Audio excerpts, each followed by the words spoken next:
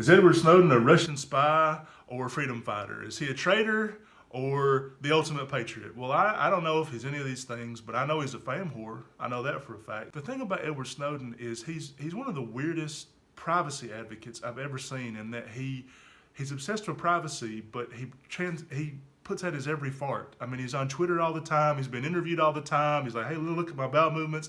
We've seen pictures of him and his girlfriend at the end of Citizen 4. They show like them living in Russia, like, oh, here's us making dinner or something. Most people in hiding that are whistleblowers, they don't want you to see that.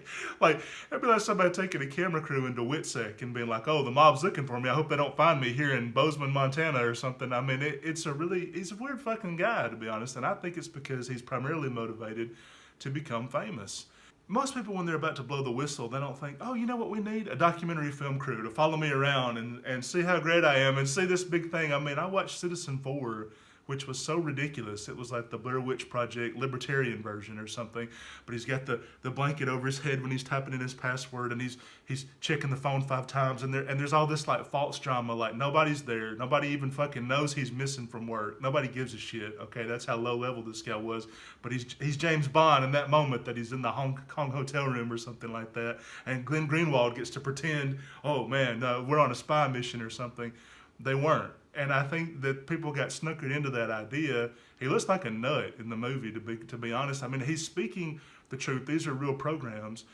But it's kind of shit that everybody knows about. And honestly, his big revelation, the government is spying on you, is not a revelation. Like, they made Enemy of the State back in 1997 or whatever that is, that Will Smith movie. The conversations all the way back in the early 70s. So I think the idea that people can spy on you, that they are spying on you, it wasn't some Orwellian future. I think we all kind of knew we were living in that. So really his big accomplishment was to show these are the people that are looking at your information. We might have thought it was somebody official, but he never worked at the NSA. He was a contractor for the NSA, Booz Hamilton. So I think it made me less comfortable that it wasn't the people at the NSA or the CIA. It was people for a contractor of that. So some douche that couldn't make it in the CIA, or he couldn't get big into the intelligence agencies, so he goes and makes more money and just kind of sitting back playing with a Rubik's Cube. That made me less comfortable. And now all he's really done is, because of that outcry, they've shifted more of it away from the NSA and the FBI and the CIA to the contractors and to private companies, like the big telecom companies like AT&T and Verizon, the big tech companies like Google and some others.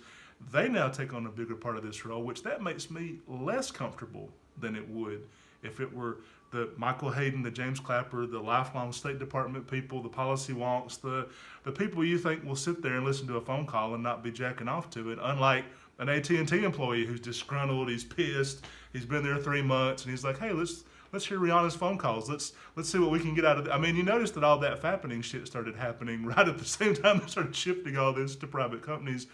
Could be a correlation. I mean, somebody probably at Apple had to release all that stuff for them to get all of the celebrities in the cloud, rather than just hack an individual one's phone number.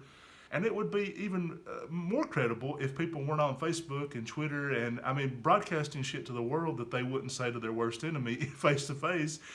I don't think people are afraid that people are watching them. I think we're afraid nobody's watching us. That's my real takeaway of it, is that we look at the federal government and what a fucking mess it is, and we think the James Clapper and Michael Hayden and John Brennan, those type of people, they're out to lunch, or they're not there, or Trump's getting rid of them. And the State Department, like under Rex Tillerson, didn't stock certain jobs. They didn't have an ambassador to South Korea or Japan, or these kind of really important jobs.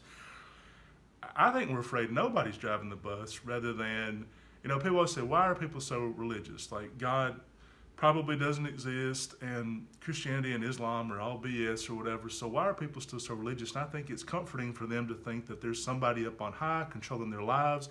A lot of people find that creepy, but the majority, I think, find that somewhat comforting, to be like, it's not just random, bad stuff can't just happen. And I think it's the same thing, that why people will let in a certain amount of authoritarianism. China should have moderated decades ago, but I feel like they're kind of comfortable with that, because there's a plan. They have a plan when they're building this bridge and wiping out a whole town, because it's part of a greater scheme and they know what they're doing. And I think that people are now more afraid of chaos than fascism. That's not a great thing, but it's not something that Snowden can really lecture people on because he lives in Russia, which is a total police state. So it's like you live in Moscow. Putin probably does not trust this guy at all. Probably goes through his bowel movements looking for shit. I mean, like, what's Snowden doing? What's he doing? Why is he here? You know, like, I mean, they don't trust this fucking guy. So he has less freedom, less transparency. And if he'd stayed in the United States and faced the music, he probably would have been out by now. I mean, Chelsea Manning is out. They did the same thing, but Manning went to jail. They wanted a trial. They wanted all that stuff. And now she's out. Snowden is still trapped over in Moscow. I think if he came home under Trump, I don't think you'd get a sentence commuted like Obama did for Chelsea Manning. But with Manning, you have some respect because they did a specific thing. They thought it was right. They stayed here. They faced the music. They left prison in a few years. And now she's running for the Senate. And then Assange, right, said, oh, I'll turn myself in if he releases Chelsea Manning. He released Chelsea Manning.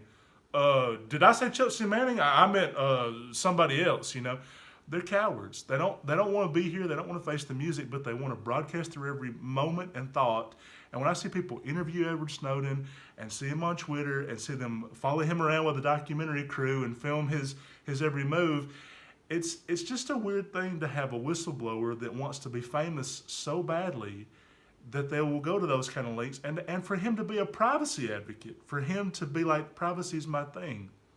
So I just think the guy should shut the fuck up, and I'm so sick of his tweets that are always wrong. He's like, well, if you only knew what was in Hillary's emails, like he's read them or some kind of inside scoop, you know, and then it comes out and it's nothing. It's like she's maybe says one bad comment about the ambassador to Paris or something, or she didn't tip somebody at brunch and that's a big scandal. And then he said Hillary would blow Trump out of the water, and then we'd have to be worried about the rise of authoritarianism. Well, he was wrong. Trump won, and now we're worried about the rise of authoritarianism with Trump. So everything he's fucking said's been wrong. So like, why are we still listening to this guy?